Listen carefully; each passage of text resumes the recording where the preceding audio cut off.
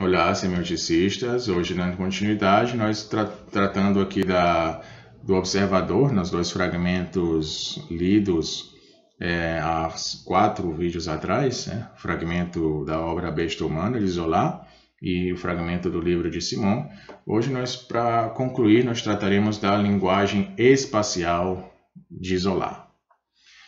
Então, além dessa análise particular, nós podemos ampliar a perspectiva para uma hipótese mais geral sobre a poética do espaço peculiar ao universo de Zola.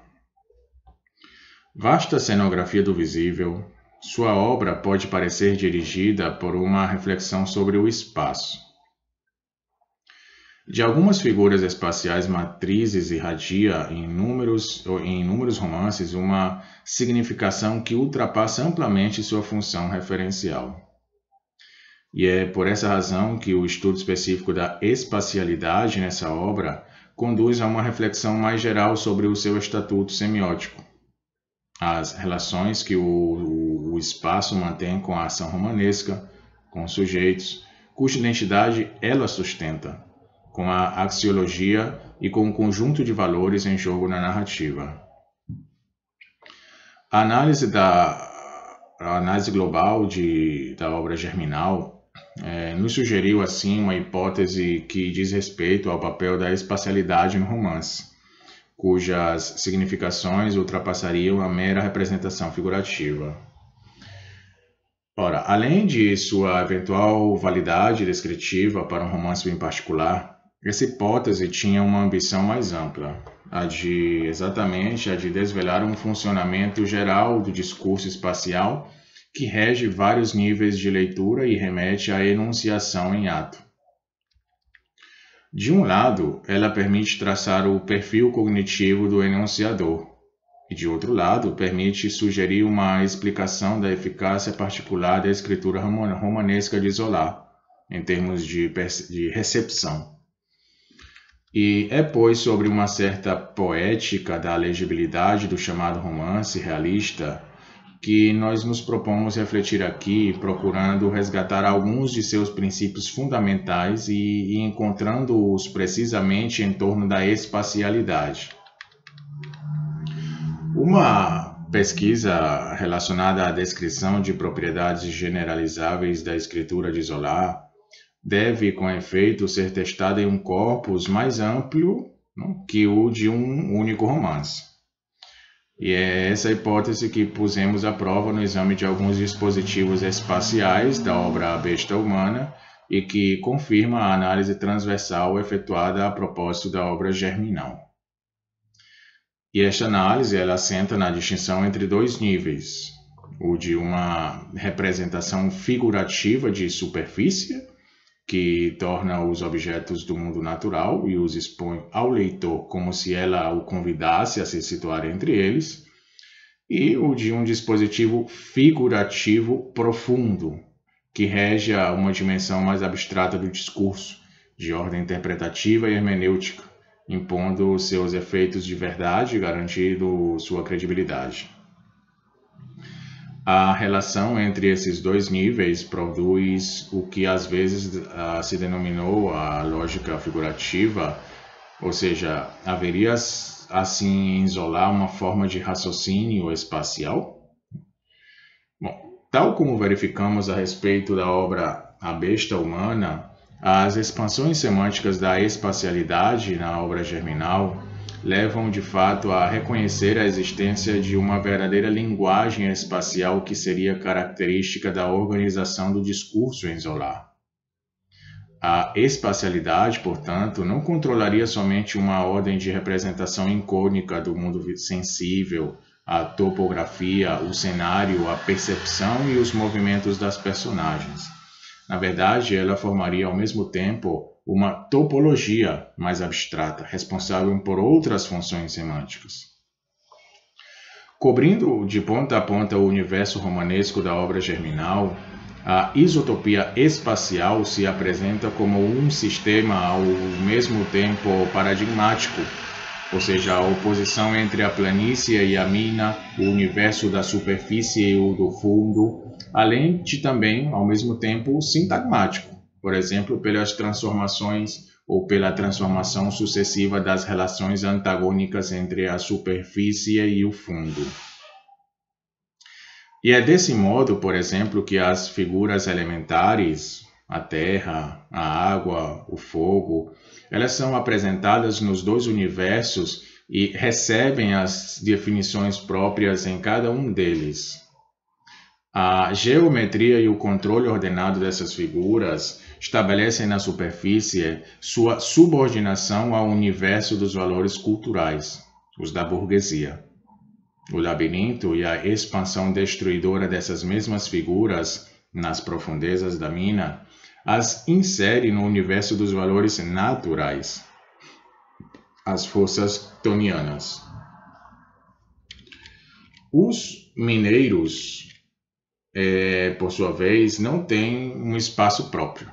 Nessa perspectiva, a sua busca aparece, pois, como a de um lugar de residência para seus valores. Não há axiologia possível sem território. E excluídos da superfície, eles tentam reconquistá-la no momento da grande greve. Quando esta fracassa, no episódio do tiroteio, eles retornam ao fundo. Mas o desmoronamento do poço, em decorrência da sabotagem, afundando a planície no abismo, aniquila, por sua vez, os valores que se prendiam à superfície. Como os polos se excluem mutuamente, a anulação de um dos polos pelo outro suprime toda a produção de valores. A solução se encontra na figura final da germinação. É ela que, ao mesmo tempo subterrânea, terrestre e aérea, encarna o nascimento de uma nova axiologia. A última página do romance, com a alucinação hiperestésica de Etienne, que o faz perceber em conjunto e em plena luz todas as dimensões da espacialidade visível e invisível, realiza a conjunção dos espaços que dá sentido e valor à fábula reformista de Zola. Ora, esse sistema de conexões espaciais, exclusão de polos que engendram o negativo, inclusão que engendra o positivo, esse sistema de conexões espaciais parece subentender não só o dispositivo figurativo do romance, mas igualmente seu dispositivo interpretativo, ou mesmo anagógico, na medida em que aí se delineia uma visão extrema e finalizada do sentido. Os dois discursos, concreto e abstrato, figurativo e teórico, fundamentados em uma mesma estruturação da espacialidade, se referencializam entre si em outros termos. O sistema espacial assegura a coesão recíproca entre um discurso de representação dos acontecimentos e um discurso ideológico relativo ao progresso social e político da humanidade. Assim, dependendo-nos da referência ao mundo extratextual, o da natureza, da sociedade industrial e da história, nós somos levados a nos interrogar sobre os processos de referencialização interna, descobrindo neles uma chave possível da credibilidade e da eficácia simbólica do discurso romanesco, em síntese, do sucesso de Germinal. Os modos de funcionamento das realidades perceptivas ensinadas no texto se encontram de alguma forma garantidos por meio de um projeto filosófico de inteligibilidade, cuja elaboração reproduz ponto por ponto suas estruturas. E, inversamente, as finalizações menos ou mais duvidosas do discurso teórico encontram seu apoio natural e recebem sua confirmação epistêmica em uma organização do conhecimento sensível que lhes remete seu esquematismo espacial. O inteligível torna-se tanto mais convincente quanto é sustentado pelo sensível, e o sensível tanto mais real quanto mais se encontra confirmado pelo inteligível.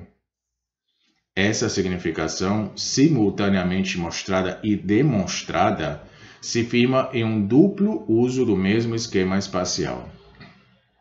Toda a conexão exclusiva do alto e do baixo engendra valores negativos. Os gestos dos assassinos na obra Germinal se explicam por esta fórmula, nesta pergunta que diz: que é que havia subido de suas entranhas a seu crânio? Toda conexão inclusiva produz valores positivos.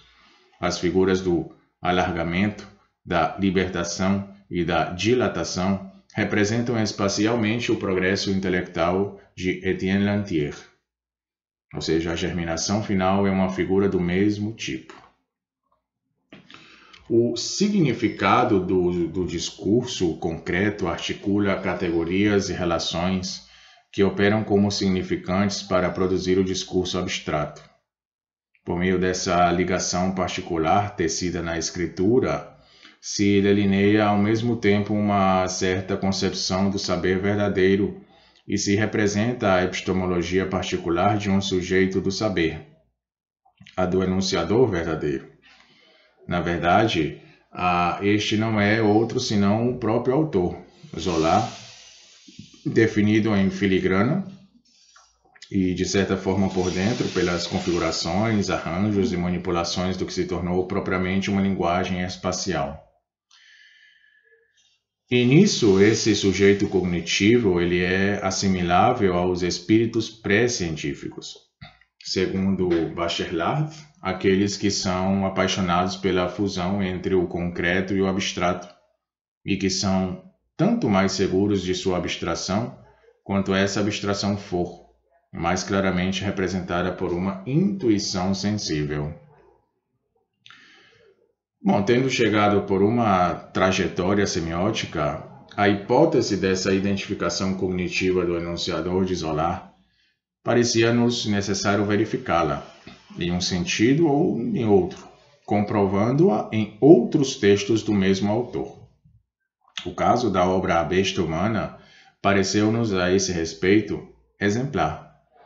Embora seja igualmente central, o dispositivo espacial nesta última obra se organiza em torno de uma outra figura, o poço, e ele é substituído pela linha, a verticalidade pela horizontalidade. O universo figurativo difere, mas o sistema que o ordena secretamente é o mesmo.